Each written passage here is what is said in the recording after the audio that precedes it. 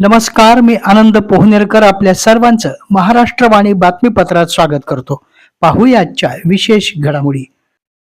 परभणी जिल्हाधिकारी कार्यालय परिसरातील जिल्हा नियोजन सभागृहामध्ये आज गुरुवारी दुपारी 2च्या सुमारास अचानक आग लागली. काही काळ यामुळे खळबळ उडाली. या घटनेत सभागृहातील फर्निचरचं मोठं नुकसान झालं असून अग्निशमन दलाच्या तत्पर कारवाईमुळे मोठा अनर्थ टळला. परभणी जिल्हाधिकारी कार्यालय परिसरामध्ये प्रशस्त असे जिल्हा नियोजन सभागृह उभारण्यात आलेले आहे.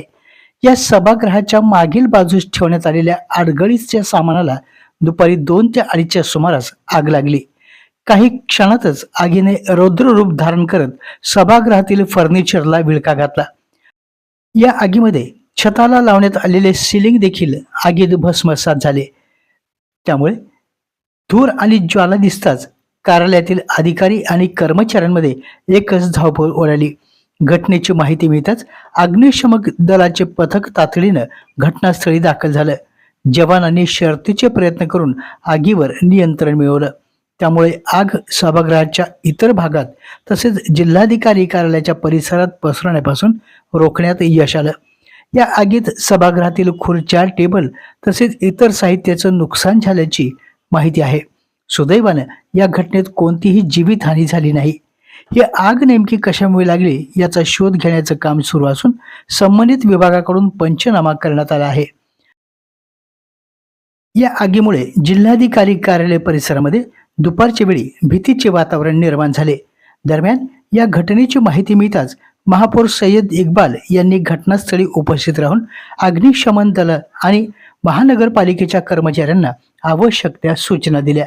त्यामुळे पुढील अनर्थ टळला. अग्निशमन दलाचे विभाग प्रमुख दीपक कानोडे, सय्यद नजीम, सर्जेराव मुंढे, इनायत अली यांनी या कामासाठी विशेष परिश्रम घेतले. भारतीय जनता पार्टी महानगरच्या वतीनं मोदी सरकारची 12 वर्ष विश्वास, विकास आणि जनकल्याण तसेच 25 जून काळा दिवस निमित्तानं लोकतंत्र सेनानी सत्कार कार्यक्रमाचं आयोजन करण्यात आलं होतं. या कार्यक्रमात महानगर जिल्हाध्यक्ष शिवाजी भरोसे यांनी कार्यक्रमाच्या आयोजनामागील भूमिका विशद केली.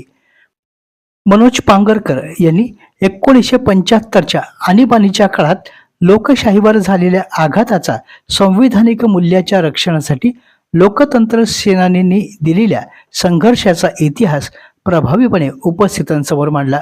अभियानाच्या संयोजिका मंगल मुदगलकर यांच्या नियोजनामुळे कार्यक्रम यशस्वीरित्या पार पडला.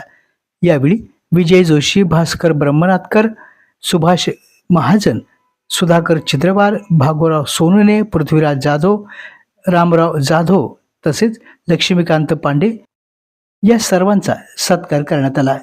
यावेळी लोकतंत्र सेनानी, भाजपा पदाधिकारी, कार्यकर्ते, नागरिक मोठ्या संख्येनं उपस्थित होते.